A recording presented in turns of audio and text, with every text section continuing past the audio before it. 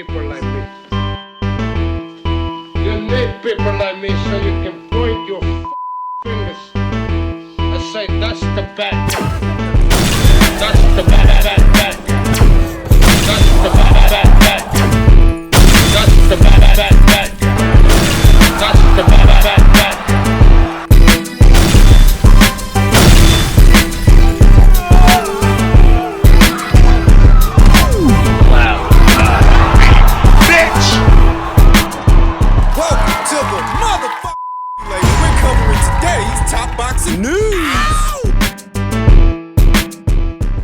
Okay, we'll start with this. We now know who reigning IBF lightweight champion Elif Nur Turhan will be facing in her very next fight. Following her last one, there were preliminary reports about a home defense in Turkey, but plans seem to have changed, and now she will be boxing in the United States. The new match of the Bayburt professional boxer Elif Nur Turhan, who has achieved one of the most important achievements in Turkish boxing history, has become clear. The athlete, who holds the IBF title in the lightweight division, will enter the ring in the United States to protect her belt in what is a highly anticipated match that has been announced in the organization to be held on May 30th. Turhan's opponent will be the United States' own Gabriela Tellez, an undefeated boxer who is a citizen of the United States. Gabriela, the younger sister of Reina Tellez. Reina Tellez that boxed Amandia Serrano not that long ago and gave her all she could handle. If Gabriela is anything like her older sister, then Elif Nur Turhan is set to have her hands full. This competition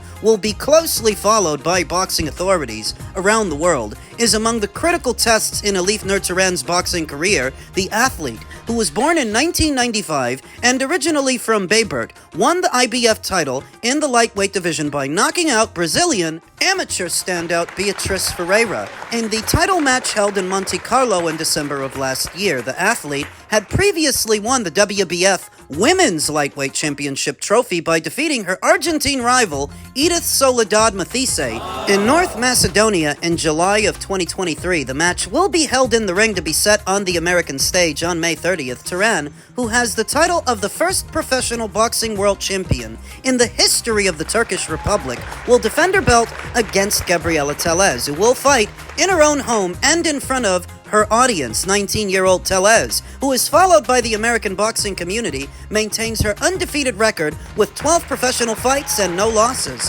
33 rounds of experience with a 20% knockout percentage. The orthodox fighter, who lives in San Antonio, Texas, and continues training there, will also play a title match for the first time in her career. On the other hand, the Knight, whose management and organization processes are carried out by Trifon Petrov and Amaury Piedra, will be the scene of the boxing organization. Elif Nur Turhan, who continues her preparations for the fight, aims to protect her title by winning the match in America. Sports organizations in the region and competitions of local athletes in the international arenas affect the interest in boxing. The details of the match will continue to be clarified in the coming days. Let's start clarifying things now, because Gabriela Tellez doesn't actually have 12 professional boxing matches like the article suggests. She's only got about 7, and she hasn't been a professional all that long. 7 wins, no losses with 3 knockouts. Last in action earlier this year in February. So far, the most seasoned fighter that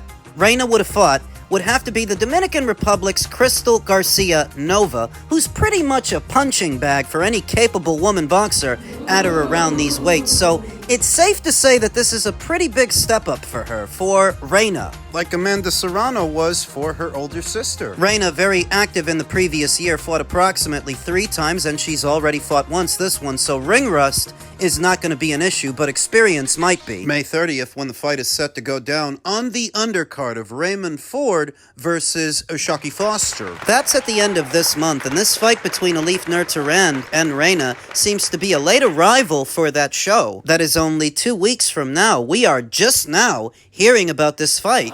So we are going to have to give Gabriela a closer look. And what else this fight essentially means is that, at least momentarily, Elif Nur Turhan is not available to unify titles with Caroline Dubois. Not that Caroline's been doing much of anything to get her in the ring. Caroline's more focused on Alicia Baumgartner, who doesn't even campaign at her weight. Better still, Elif Nur Turhan is not available for a Caroline Dubois fight. Neither is Stephanie Han, who's set to be boxing Holly Holm for the second time. So the unification situation at lightweight is at a standstill. Everybody's busy. We'll talk more about the fight as the fight date approaches. Men's lightweight news, Lamont Roach versus William Zepeda chase title breakthrough in August 1st showdown. We've talked a good deal about this fight in passing in previous weeks and months, and it seems that the fight has finally come together. Lamont Roach Jr. and William Zepeda have been turned away by a referee, some judges, and a generational talent in their recent pursuit of a world title.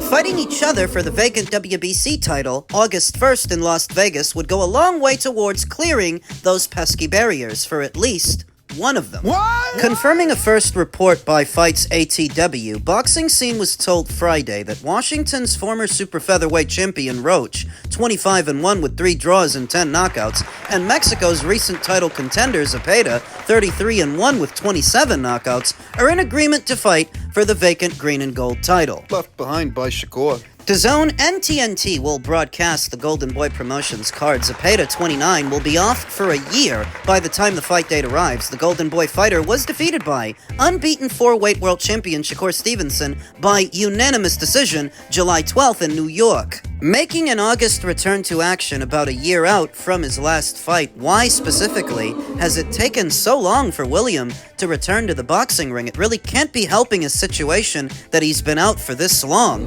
Lamont Roach, who he will be facing, who previously fought for Golden Boy and now fights under the Pro Box banner, has been far closer to winning a second belt, but was denied in March of last year when referee Steve Willis failed to award him a knockdown of then WBA lightweight champion Gervonta Davis at New York's Barclays Center. The deprived points proved crucial when the bout ended in a draw. Now, last December, Roach fought former 140-pound champion Isak Pitbull Cruz to a majority draw in Texas, rallying on the scorecards and overcoming a third-round knockdown. A final venue for August 1st has not been settled, according to 2 officials connected to the deal, but the ideal landing spot is the Mandalay Bay. So it would appear that this is yet another card that DAZN will be sharing with TNT as a result of their newly inked deal to try to attract a different set of eyes to their boxing matches. DAZN being a streaming app, whatever you're doing on the platform, Whatever fights you got. you can only really advertise them to your existing subscribers, which poses a serious problem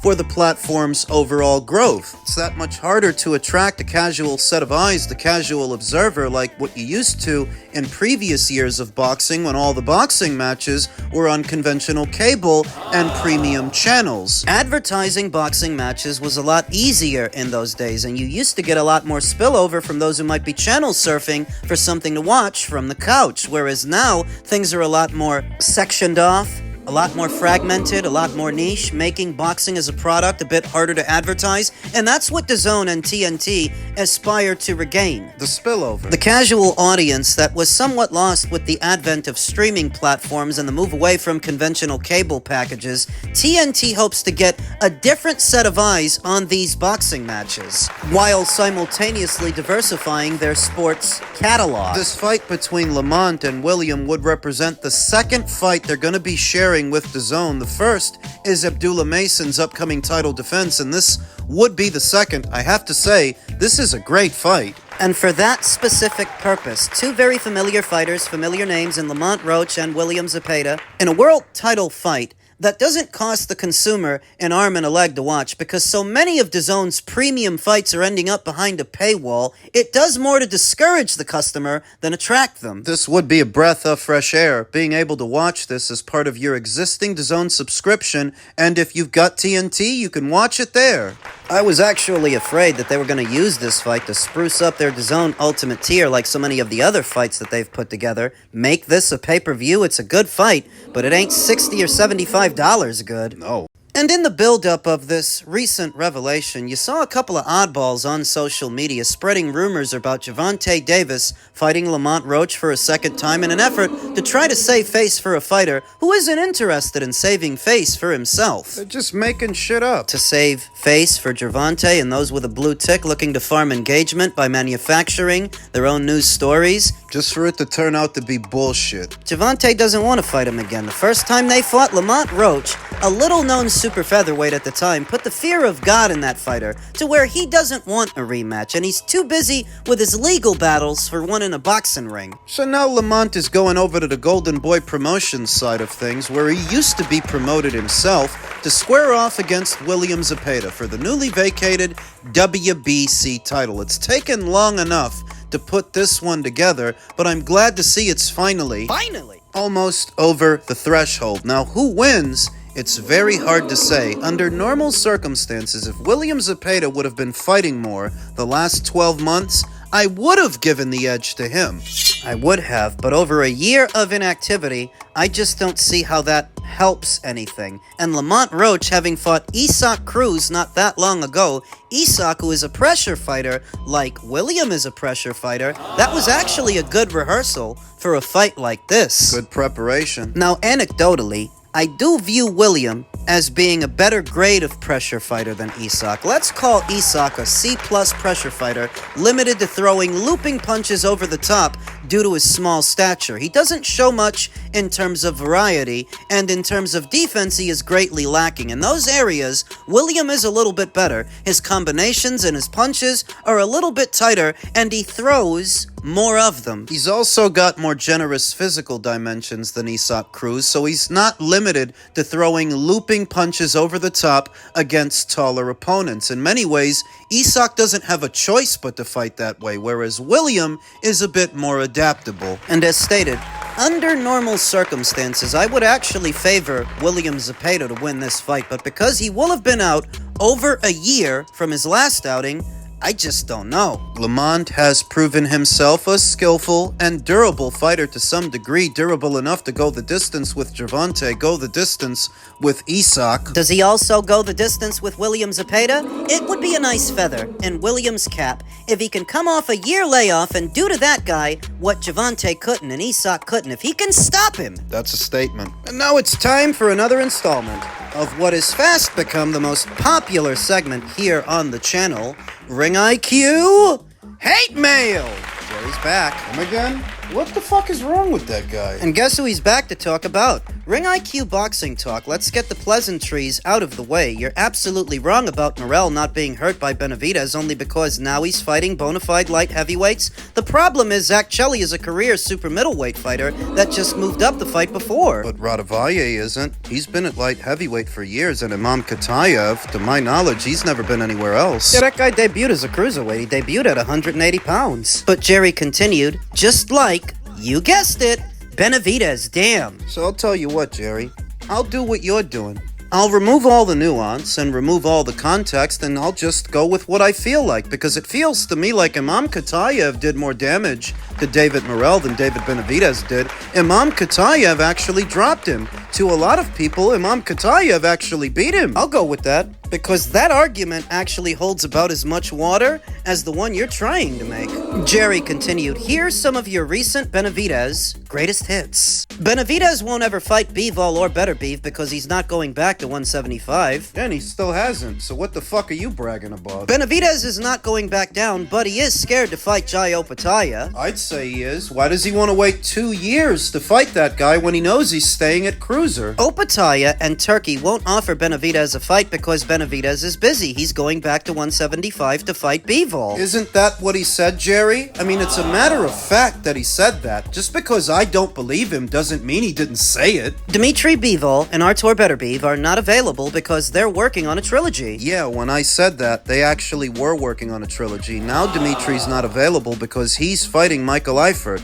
Do you live under a rock? What kind of monster is Benavidez when he can't stop anybody once he moved up from 168? Well, tell the whole story, why don't you, Jerry? When I said that, He had decision, Alexander Vozdik, who had already been stopped. Any decision, David Morrell. He hadn't stopped anybody at the time. Jerry continued, and the one that I'm most proud of, because you can't spin your way out of it this time, Julius picks Bivol and Opataya to beat Benavidez. What about it? I've been pretty consistent with the both of those picks. I haven't changed my mind. You're acting like David is about to fight either of those guys to prove me wrong, when you know that he isn't, because he's not going back to 175 to fight Dmitry Bivol, but he doesn't want to fight Jai either. I mean, you saw what he said, right? He wants to push the fight out another 2 years. So what the fuck are you gloating about? Did I miss something? Did a fight get announced between David and those fighters and I didn't hear about it? Or are you just acting like a fucking retard? He's acting like a fucking retard. A big part of the reason David Benavidez, more than a lot of other fighters lately,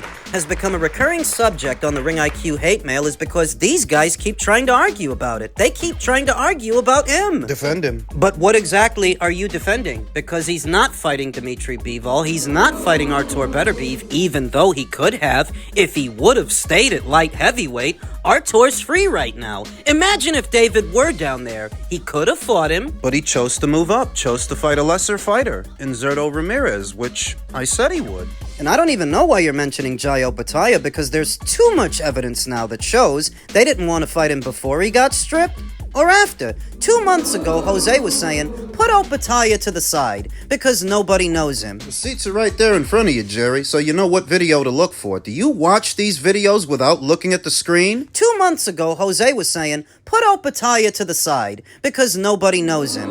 Now what are they saying? Oh, well, we're not going to go to Zuffa, and we're not going to box for a Zuffa belt. Not that anybody asked you to. Saying that Zuffa Boxing and Dana White jointly are stopping fights when Dana White's the one who said that any fight can happen. Or did you miss it?